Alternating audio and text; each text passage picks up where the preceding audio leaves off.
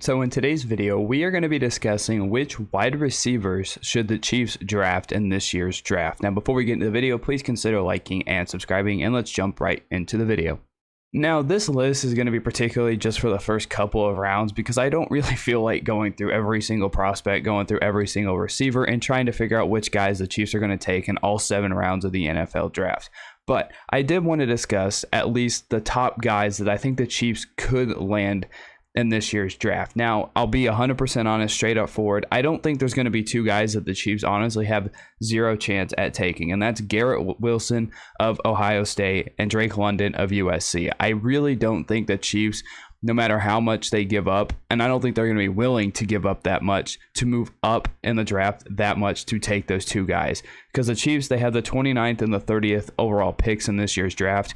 But I think the Chiefs, to be able to even get those 2 guys, in my personal opinion, would have to give up a lot to get them. And I don't see the Chiefs necessarily giving up that much. Now, is there a chance, every year that some players will fall in the draft? Yeah, that's entirely possible. And some of these guys might land in the Chiefs' lap. But at the same time, those are the 2 guys that I really don't think the Chiefs have a chance to get in this year's draft. But there are still some top prospects that I think the Chiefs will be able to land in this draft because of those 2 draft picks that they have. Because I think the Chiefs will be able, if they wanted to move up enough to get one of these top prospect wide receivers in this year's draft. Now, do I want them to give up both of their first round picks to move up and get these guys? No, I really don't want them to do that at all. But I think the Chiefs have enough draft capital right now that if they still wanted to move up in the first round and still have one of their 29th and 30th picks, I think they have enough to where they can move up and possibly take one of these top guys in this year's draft. So let's look at some of the prospects I think the Chiefs should try to target in this year's draft. The first guy I have written down is Jamal Williams from Alabama. Now, for me personally, injuries scare me, but you have to think modern medicine these days, injuries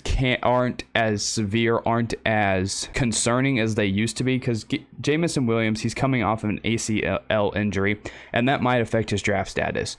But at the same time, like I mentioned, modern medicine these days, an injury that can take almost a year to fully heal, it seems like people are coming back quicker and quicker from that kind of injury, and they seem to be coming back healthier and stronger. So that is an upside with Jamal Williams. The concern that used to be maybe 10 or 15 years ago isn't particularly there with this kind of injury.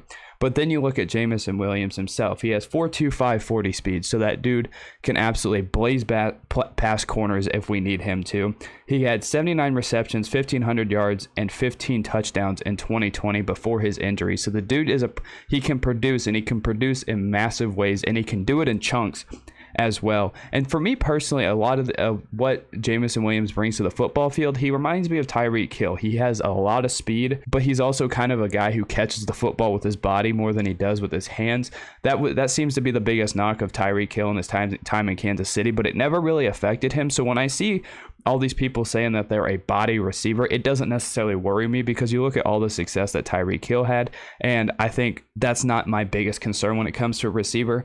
My biggest concern with Jamal Williams is the injury coming off the ACL injury, but you look at the traits that he does have, the speed that he brings, the production that he can bring, I really do think the Chiefs might have a chance, and they might go after Jamal Williams. And then you have Chris Olave. I think Chris Olave, from what I've read, is a great all-around wide receiver. He has 4.39 speed, and he's a great hands catcher. Now, I know I went on a tangent a little bit ago saying that hands catchers aren't necessarily the biggest issue in my opinion. Like, look at Tyreek Hill. He was never really a hands catcher himself. And in the Andy Reid offense, you don't really need to be a hand catcher, because he'll scheme you open to where you just need to get the football and create plays in space. But you look at some of the traits that Chris Olave has. He's a very, very consistent wide receiver. From 2019 to 2021, he averaged 54 catches, 838 yards, and 10 touchdowns. So those are some really good numbers. They're not quite wide receiver 1 numbers in the NFL, but those numbers right there are very good numbers that you can hopefully expand on, hopefully build on, and hopefully just be consistent. Because if the Chiefs can get a wide receiver out of the draft and they're fairly consistent,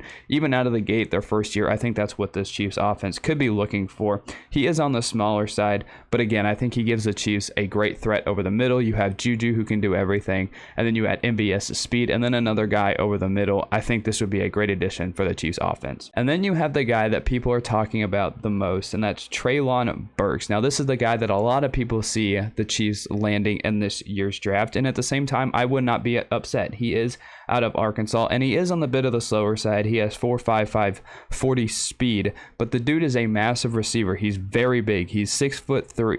He's 6'3". He weighs 225 pounds. So the dude is massive. And in 2021, he had an absolutely fantastic season. 66 receptions, 1,104 yards, 11 touchdowns.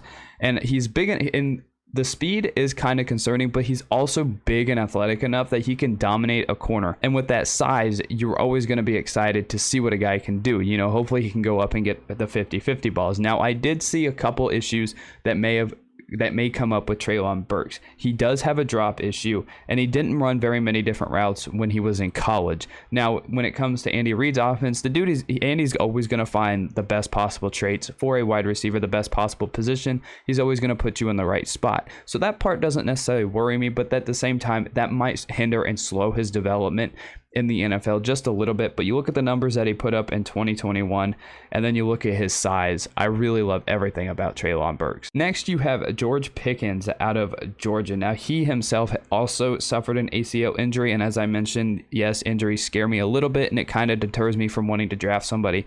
But at the same time, again, modern medicine can help out that a lot. And he got injured in March of 2021, and that held him out until the season finale for Georgia against Georgia Tech. But before his injury, he averaged 42 receptions, 620 yards, and 7 touchdowns. And he has great size for a wide receiver. He has very reliable hands, and he's very explosive, and he can dominate the corners because of the good size that he brings to the football field. Now, he is on the lower side of production in college, and that might deter me just a little bit because his production isn't as good as some of the other guys that I have written down here. But his best year, Andy did have some off the field issues. He was ejected from some games, but at the same time, you look at the culture that Andy Reid, Brett Veach, the Chiefs themselves have built. The off-the-field issues that he may bring into the NFL don't really scare me a little bit, but I still think this guy has a lot of potential to be great, and you give him a head coach like Andy Reid, I think he can do great things. Next, you have Johan Dotson out of Penn State. He improved every single year while in college, and so that gives me the McCole Hardman feel. While McCole is in the NFL, McCole has improved every single year while he's been in the NFL, and then you look at a guy who's improved every single year in college. That's something you love to see because you know that he's willing to put in the work. You know that he has the talent to improve every single year. His best year came in 2021, where he had a very productive season, 91 receptions, 1,182 yards, and 12 touchdowns. And again, as I mentioned, great talent to improve. And then he also has the talent to give you high volume number of catches, which is something that you can always look for in a receiver. And he's very talented. He's very productive. So you can give him the high volume number of catches, and he can produce with those catches. He has great hands. He only had 2 drops his senior year. He's not the biggest. He's only 5'11", and he's only 184 pounds. But even for his size and for even how small he is, he can create really big plays. And somebody like that who's really small, that kind of seems like an Andy Reid type thing. You look at Tyreek Hill. He wasn't the biggest, but he was one of the most explosive wide receivers, if not the most explosive wide receiver in the NFL during his time in Kansas City since he was drafted. So at the same time, as while size would be nice, the lack of size on some of these receivers, to me, isn't necessarily that big of an issue, and that's the same for Johan Dotson.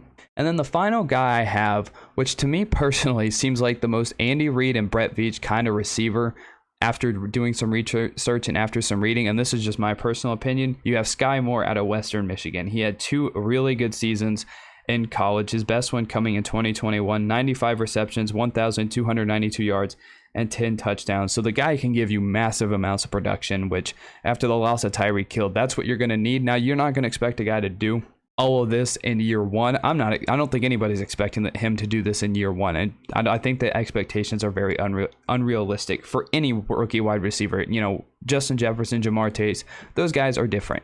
But you look at Skye Moore, he has great productions. He has great hands. He only has 7 career drops, so that's a great thing. Drops are not going to be an issue with Skye Moore whatsoever. And he's a receiver that can literally do everything. And as I said, his size might deter teams away. He is 5'10", 195 pounds, so he's not on the bigger side. But as a receiver that can literally do everything on the football field, even at his size, and he's reliable when it comes to production, when it comes to getting yards, producing on the offense, and then also being reliable and not dropping passes. I think that's something Patrick Mahomes is going to be looking for in a receiver that he does throw to on a weekly basis. You look at the Chiefs having a few drop issues last season, and a guy that has only had 7 career drops in his career in college, that is very, very impressive. But those are some of the guys that I think the Chiefs should target in this year's draft. Give me your thoughts on who you think the Chiefs should try to draft in this year's draft, and I'll see you in the next one.